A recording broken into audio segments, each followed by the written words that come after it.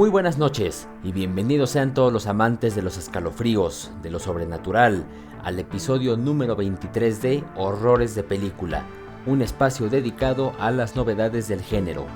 Hoy toca hablar de Sinners, una película que tuvo mi atención desde el primer tráiler y ayer pude verla. ¿Por qué no subí esto ayer mismo?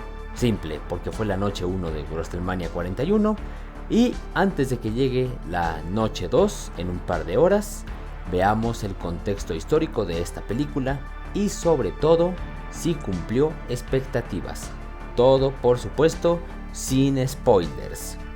Sinners fue hecha por Ryan Coogler, el mismo que hizo las películas de Creed y Pantera Negra, por lo que es evidente que esta nueva entrega también tiene un mensaje sobre la negritud y la fraternidad.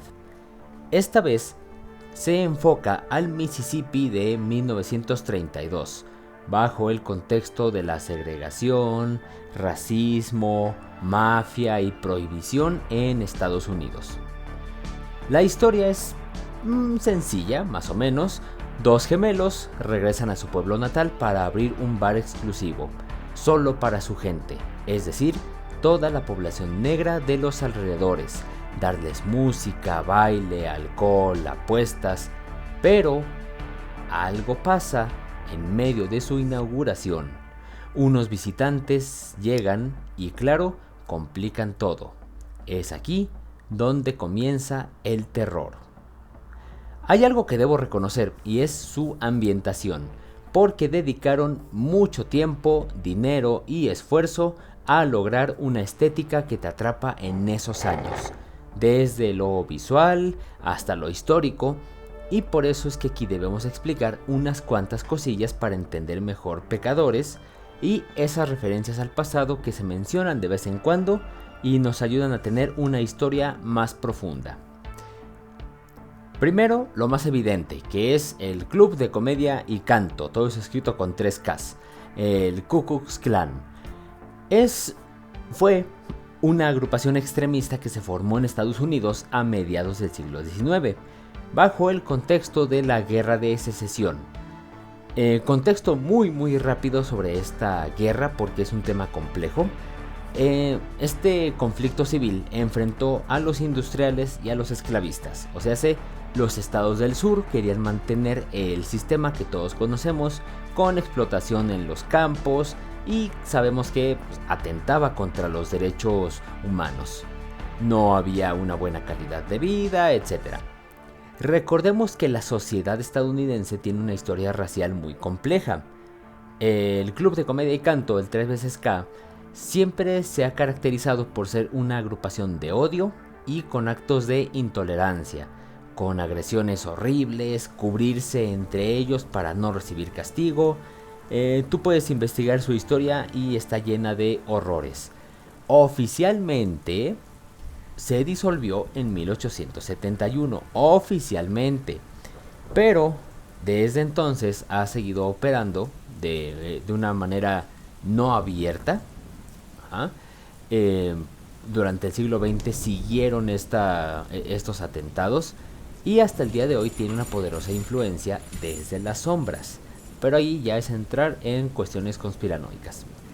Relacionado con esto se menciona la ley Jim Crow. Estas son contemporáneas al Ku Klux Klan y son, ¿cómo decirlo?, el premio de consolación para ese sector. Son contemporáneas porque el bando esclavista perdió y a cambio se legalizó la segregación, o sea, este sector de la población estadounidense dijo, no son esclavos, pero tampoco se juntan con nosotros. Y así fue toda la historia del siglo XX hasta los años 60, con el movimiento de Rosa Parks y de Martin Luther King por la liberación. Hasta ese momento es que se eliminó de manera oficial la segregación, pero bajo el contexto de Sinners, esa parte es más que legal. Vamos a sumar otra cuestión a ese contexto histórico, que es la Gran Depresión, más en especial el nacimiento de la mafia, casinos, bares en Chicago. Se menciona por ahí a Al Capone, y es en ese contexto donde los gemelos hicieron su fortuna y ahora le quieren llevar a Mississippi, pero con violencia de por medio. Son gángsters a final de cuentas. No les importa sobornar, amedrentar, disparar, cualquier otra cosa que sea necesaria para lograr su objetivo, porque, como te comentaba, también estamos hablando de la prohibición, cuando el alcohol era ilegal y por lo tanto una cerveza se consideraba como tráfico. Ajá. Ahora, ¿todas estas prácticas son válidas bajo este contexto que te digo? Bueno, ustedes decidan. Te vas a encontrar con una historia que busca profundizar en sus personajes paso a paso, dar un recorrido por sus pasados, amores, miedos, ambición, pero a cambio de esto es una película larga. No tanto como Midsommar, pero se siente parecido por el ritmo con el que transcurren los eventos. Suelo decir que una película se toma el tiempo para llegar al punto, pero aquí en serio, tarda en llegar 1 hora y media de desarrollo para empezar a prepararte para el clímax. A mí no me parece aburrido ese trayecto, pero noté que algunas personas en la sala ya estaban viendo sus teléfonos. Me senté en la última fila, así que podía ver los destellos de vez en cuando, y esto hablando de que seríamos unas 12, 15 personas en la sala. Fue de las primeras funciones del día. Quizá puedes disfrutar la película, eso ya depende de tus gustos, pero ten en cuenta que vas a tener flashes en los primeros 3 minutos de lo que va a ocurrir, y de ahí en adelante va a pasar 1 hora y media antes de que vuelva a ocurrir algo. No es terror con sobresaltos constantes, guarda todos sus recursos hasta el clímax, que tiene lo suyo, mucha acción, pero de eso hablaré después. Una cosa más que debo mencionar es que hay mucha música y de todo tipo. El punto cumbre de esto es un número musical muy interesante, que como dije al inicio, es un mensaje sobre la fraternidad racial. Une el pasado con el futuro. Es un collage interesantísimo sobre las aportaciones de la comunidad negra a la música y el baile. La película se centra en el blues, que ya tenía una trayectoria larga, pero sus primeras grabaciones fueron en la década de 1920. Y aparte de eso, aparece el gospel, que eran los cantos en iglesias y campos, a veces a capela, a veces con instrumentación básica. Aparece el hip hop, el sauli, que es un baile africano, donde se deben mover los pies muy rápido, rock, en fin, es una escena muy interesante. Te recomiendo la película. La verdad es que yo esperaba otra cosa por lo que se ve en el tráiler. Si tienes paciencia y te gusta ver una historia que se inclina a profundizar en sus personajes, sí, puede gustarte.